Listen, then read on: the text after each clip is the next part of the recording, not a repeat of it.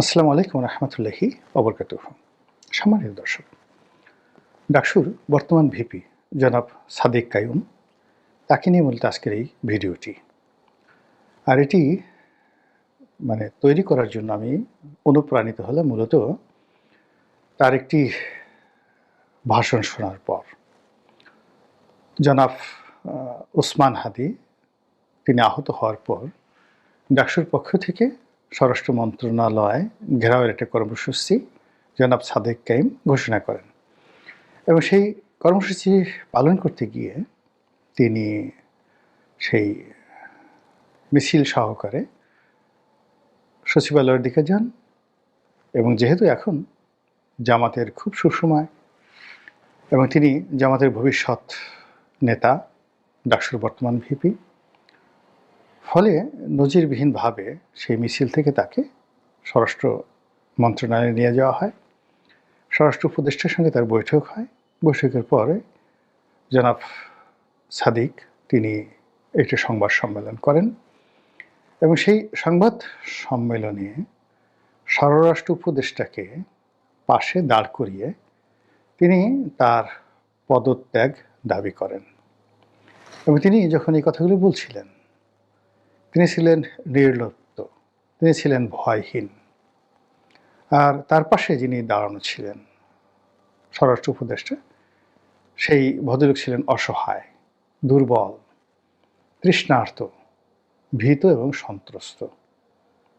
তো এই দৃশ্য দেখে আমার কাছে মনে হলো যে জনাব সাদিক কায়েম সম্পর্কে কিছু অ্যানালাইসিস করা দরকার। তিনি সম্ভবত বয়সে আমার যে সন্তান, জ্যেষ্ঠ সন্তান, তার চেয়ে ছোট হবেন। আমার বড় ছেলের চাইতেও তার বয়স অনেক কম হবে। আমি যারা এই প্রজন্মের তরুণ নেতৃত্ব আছেন, জুলাই আগস্ট বিপ্লবের পরে যারা নেতা হয়েছেন, তারা সবাই মোরলেছে আমার সন্তানের বয়সী বা সন্তানের চেয়ে ছোট।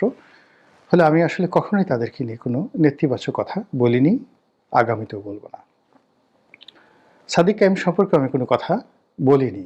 দিস দ্য ফার্স্ট টাইম, এই প্রথম কথা বলবো। কাজে আমি সতর্ক থাকবো যে না আমার কোনো বক্তব্য দ্বারা ব্যক্তিগতভাবে তিনি আহত না হন।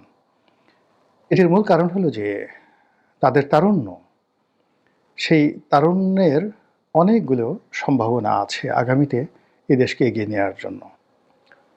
হয়তো তাদের দৃষ্টিভঙ্গি, তাদের চালচলন, তাদের জীবনের গতি, তাদের কথাবার্তা নিয়ে আপনার আপত্তি থাকতে পারে, কিন্তু তাদের ইতিবাচক দিকগুলো নিয়ে যদি আলাপ আলোচনা করেন এবং খুব সুকৌশলে তাদের সমালোচনা করেন, তাহলে হয়তো তাদের সেই অগ্রযাত্রা দেশ এবং জাতির কল্যাণের জন্য অব্যাহত থাকবে।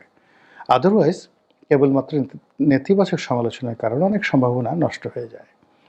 আমার জীবনের যখন ক্যারিয়ার শুরু হলো, আমার পেশাগত জীবন শুরু হলো, নতুন ব্যবসা শুরু করেছি, তখন বিমান বাহিনীর একজন প্রধান, তখন এয়ার কমোডর প্রধান বা উপপ্রধান এরকম পদ পদবি ছিল, ভদ্রলোক সম্ভবত এয়ার কমোডর ছিলেন, ব্রিগেডিয়ার পদমর্যাদার। তো তিনি একটা মাল্টিন্যাশনাল কোম্পানিতে বাংলাদেশের প্রধান ছিলেন, সিইও। তা আমি ভদ্রলোকের সঙ্গে দেখা করলাম, তার কোম্পানির সাথে আমাদের একটা ব্যবসা বাণিজ্যর যে প্রস্তাবনা সেটা নিয়ে। তো ভদ্রলোক আমার কথা শুনলেন এবং তখন তার সঙ্গে দেখা করতে পারাটাই সম্ভবত air commodore mister Azhar, still I could remember his name, air commodore Azhar. তো তিনি হংকংয়ের একটি কোম্পানি, শিপিং কোম্পানি, সেই কোম্পানির সিইও ছিলেন। তো তার সঙ্গে আমার দেখা হলো, আমি অনেকক্ষণ কথাবার্তা বললাম এবং এতটা কৃতজ্ঞ ছিলাম যে ভদ্রলোক গোগ্রাসে তিনি আমার কথা শুনছিলেন। তো প্রায় 1 ঘন্টা যাবৎ আমি বকর বকর করতেই থাকলাম, তিনি শুনলেন এবং মুচকি মুচকি হাসলেন। তো একটা সময় বললাম যে স্যার, আমার কি কোনো ভুল হয়েছে? আপনি হাসছেন কেন? তো তিনি তখন আমাকে বললেন যে মাই বয়, এটা 91 বা 92 সনের ঘটনা। তো উনি বললেন যে মাই বয়, ইউ আর এ ম্যাজিক বয়। আমি তোমার মুখের যে মুচকি হাসি দিয়ে কথা বলার যে ধরন, এটা খুব এনজয় করছিলাম। তোমাকে বলি যে আমি তোমাকে আসলে কাজটা দিতে পারবো না, এই কথা যদি আমি প্রথমে বলে দিতাম বা আমার ক্ষমতা নেই, তাহলে তুমি হয়তো কথা বলতে পারতে না। এই জন্য তোমার কথাগুলো আমি শুনছিলাম। আমি তোমাকে একটা কথা বলতে চাই যে জীবনের কোনো মুহূর্তে, কোনো অবস্থাতেই তোমার যে এই যে স্মাইলিং ফেস, হেসে, হেসে কথা বলার যে ধরন এবং প্রকৃতি, এটা তুমি বন্ধ করো না। পৃথিবীর কোনো শক্তি তোমাকে কখনো স্টপ করতে পারবে না। ঠিক এই কথাটি উনি আমাকে বলেছিলেন। এরপর তিনি আমাকে সম্মান জানিয়ে চেয়ার থেকে দাঁড়িয়ে আমাকে বিদায় জানালেন এবং ওটা আমার জীবনের এত বড় একজন মানুষের কাছ থেকে জীবনের প্রথম এই মাত্রার সম্মান। তো এরকম আরও বহু মানুষের কাছ থেকে সম্মান পেয়েছি এবং সম্মান যখন আমি পেয়েছি তখন আমার কাছে মনে হয়নি যে আজকে আমার জীবনের যে বাস্তব অবস্থা এরকম আমার জীবনে আসতে পারে। কিন্তু ওই যে বড় মানুষগুলো তারা কিন্তু আমাকে ওই সময়টিতে ইতিবাচক কথাগুলো বলেছিলেন বলেই আমি অনেক কাজ করার সুযোগ পেয়েছি, সাহস পেয়েছি। তো এই কারণে তরুণ সম্প্রদায়ের প্রতি আমি সবসময় খুব যাকে বলা হয় আবেগপ্রবণ থাকি এবং তরুণরা যেন আমার দ্বারা আহত না হন সেই ব্যাপারে সর্বদা চেষ্টা করতে থাকি। সাদিক কায়ুম ভিপি হয়েছেন, ডাকসু ভিপি হয়েছেন। আমি যেহেতু কখনো ভিপি হতে পারিনি, তো ভিপি হলে কেমন লাগে, তারপরে ভিপিদের কি হয় ইত্যাদি বিষয়গুলো আমি ওইভাবে বলতে পারবো না। তবে সাদিক কায়ুম যা হতে চান, তিনি যাকে বলা হয় এমপি হতে চান, আমি তো সে এমপি হয়েছি। তিনি মন্ত্রী হতে চান, আমি মন্ত্রী হইনি, বাট আমার হওয়ার সুযোগ এখনও আছে আর অতীতেও ছিল। ২ নম্বর হলো যে তিনি ধনসম্পদ অর্জন করে সুন্দর একটি সুখী জীবনযাপন করতে চান, সেটা আমি অর্জন করেছি। একটা মানুষের এই বাংলাদেশের প্রেক্ষাপটে যতটুক সম্মানজনক জীবিকার জন্য দরকার আল্লাহ সবই দিয়েছে। তো কাজেই তাকে নিয়ে আমি কথা বলতে পারি, অনেকগুলো কথা বলতে পারি। প্রথমত তিনি এখন যেখানে আছেন এই জায়গাতে তার যে উপস্থিতিটি এটি অভিনব। ইতিপূর্বে এইভাবে আসলে ডাকসুর ভিপি পদে কেউ তার মতো আসেনি। বিশেষ করে এত তরুণ বয়স, আমি জানি না এখন তার বয়স আর নুরুর যখন ভিপি হলেন তার বয়স এই দুয়ের মধ্যে কে বেশি বয়সে তরুণ। ২ নম্বর হলো যে তার মুখে সবসময় যে একটা হাসি থাকে, এটা খুবই উৎসাহব্যঞ্জক এবং হাসির সময় তার গালে টোল পড়ে, এটা আরও মারাত্মক। মানে বিশেষ করে মেয়েদের প্রেম, তারপরে সমাজে প্রতিষ্ঠা লাভ করা, খ্যাতি অর্জন করা। আপনি শাহরুখ খানের কথা চিন্তা করেন, গালে টোল পড়া ছেলে কিন্তু খুব অল্প হয়। মেয়েদের গালে টোল পড়ে, অনেক মেয়েদের গালে টোল পড়ে, কিন্তু ছেলেদের গালে টোল পড়ে এবং আকর্ষণীয় হাসি, দাঁত, ঠোঁট, চোখ এবং যাকে বলা হয় মুখের ওই যে অভিব্যক্তি যেটি সাদিক কায়েমের আছে, এটির সঙ্গে আপনি দিলীপ কুমার অথবা শাহরুখ খানের যে হাসি অভিব্যক্তির চিন্তা করতে পারেন। এরপরে যেটা হলো যে তিনি এসেছেন একটি প্রান্তিক জনগোষ্ঠী থেকে এবং প্রত্যন্ত অঞ্চল থেকে, একটি পাহাড়ি অঞ্চল থেকে, সম্ভবত খাগড়াছড়ি ওখান থেকে। তার জীবনের যে বিবর্তন, ইসলামী ধারায় তিনি শিক্ষা অর্জন করেছেন, মাদ্রাসায় পড়েছেন, সেখান থেকে ঢাকা বিশ্ববিদ্যালয়ে এসেছেন। তো সেখান থেকে এসে যে প্রক্রিয়াতে তিনি এই জায়গাতে পৌঁছে গেছেন, এটি বাংলাদেশে সাদিক কায়ুম ছাড়া অতীতে কারো জীবনে এরকম ঘটনা ঘটেনি এবং সম্ভবত আগামীতে এরকম ঘটনা ঘটবে না।